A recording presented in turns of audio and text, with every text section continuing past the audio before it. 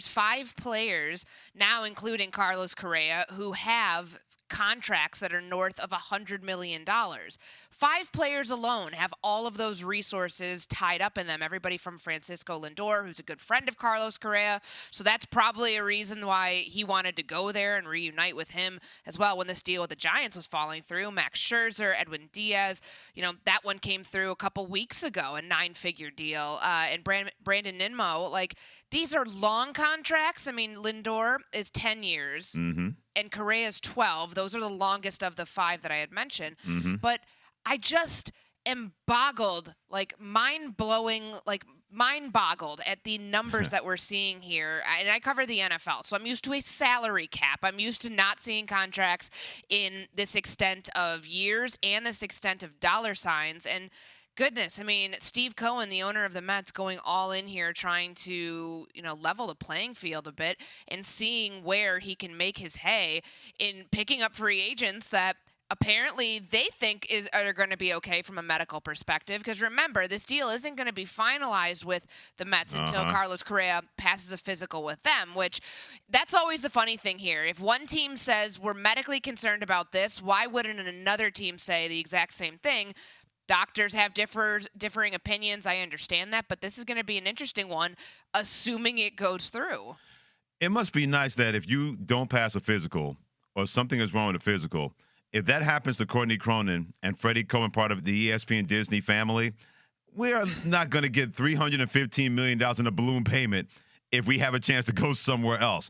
This is where we are when you are so desperate to win a championship. And the New York Mets, and I'm a New York Mets fan, they have not won since 1986. And Steve Cohen has let everybody know. He let everybody know, Courtney, the minute he bought this franchise, that no one was going to outspin him when it comes to putting a winning product on the field.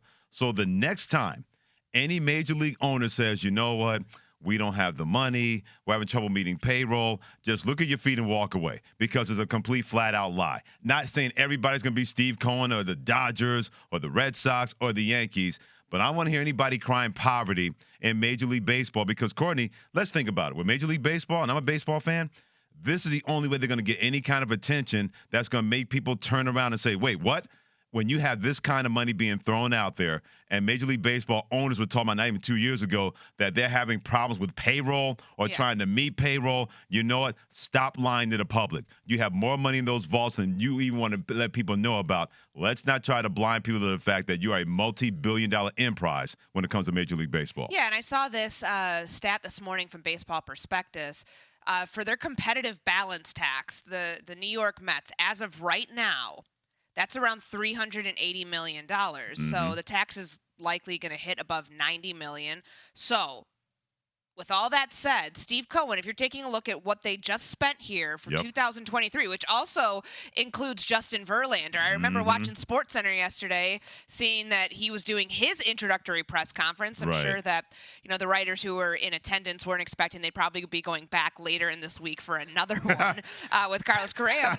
But they've spent nearly $500 million on this year's upcoming team, the 2023 Mets alone. And that's just an incredible figure when you think about the longevity of these contracts. Like when you're giving somebody a 12-year contract, the Giants were expecting Carlos Correa to finish his career in San Francisco, have a chance to become one of their most storied players. He's 28 years old.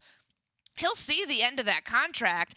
Justin Verlander will see the end of his contract too, because remember, he tied his average annual value on this contract now ties his fellow teammate Max Scherzer, who set that mark last December with an average annual value of $43.3 million. And this is somebody who just won a World Series, so you can understand why they're spending that much on him. But my goodness, the deal that Carlos Correa signed and what we are is expected to sign here with the New York Mets, thinking about what he would have done with the San Francisco Giants, it's just remarkable how baseball keeps upping the ante with these salary figures, and that it does hurt, like you were saying, Freddie. I mean, the big name teams in these major markets, whether it's the Red Sox, whether it's the Dodgers, whether now it's a team like the New York Mets. Thanks for watching ESPN on YouTube. For live streaming sports and premium content, subscribe to ESPN+.